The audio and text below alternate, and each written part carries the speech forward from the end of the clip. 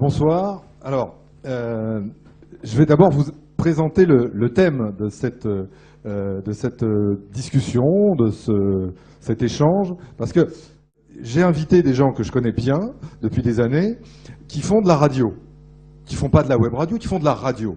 Ce qui m'intéressait et ce que j'avais envie de discuter avec eux, c'est qu'on parle de la façon dont on fabrique du programme vis-à-vis de gens qui n'ont pas vraiment au départ de raison de nous écouter.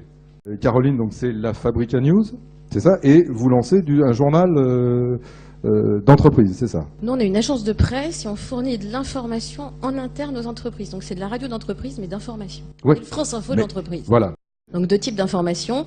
On fournit de l'info pour nos clients entreprises et aussi sur ce qu'on dit d'eux dans la presse. Donc beaucoup de revues de presse, mais pas un amoncellement de on a dit il y a ça dans l'IB, il y a ça dans les Échos, il y a ça ailleurs. C'est pas seulement la vie interne de l'entreprise.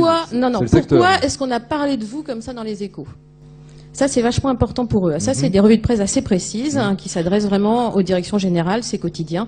Nous, on fait vraiment que du podcast, donc c'est des programmes courts, très précis, avec du contenu, des interviews. Et quand on a un format un peu plus long, on va le scinder en plusieurs podcasts pour que les gens puissent justement l'écouter un petit peu le matin, un petit peu l'après-midi, un petit peu le lendemain. Mais en tout cas, ils vont écouter l'intégralité du programme. Mais si on leur impose d'office, on est en radio interne, un programme de 20 minutes, ils vont pas l'écouter. Donc ils préfèrent écouter 4 fois 5 minutes qu'une fois 20 minutes. Moi, je crois que pour répondre à ta question, l'intérêt, ce qui va déclencher que les gens vont télécharger une application, venir t'écouter parce qu'ils font la démarche, c'est qu'ils vont venir chercher quelque chose qu'ils ne trouvent pas ailleurs. Moi, j'ai vécu en Espagne et je dirais qu'on arrive dans une génération tapas, tu vois. Ils viennent chercher 3 minutes d'infos internes et puis ils vont regarder 3 minutes de Cinoche qui les intéresse. Et puis ils vont écouter un titre qui leur plaît.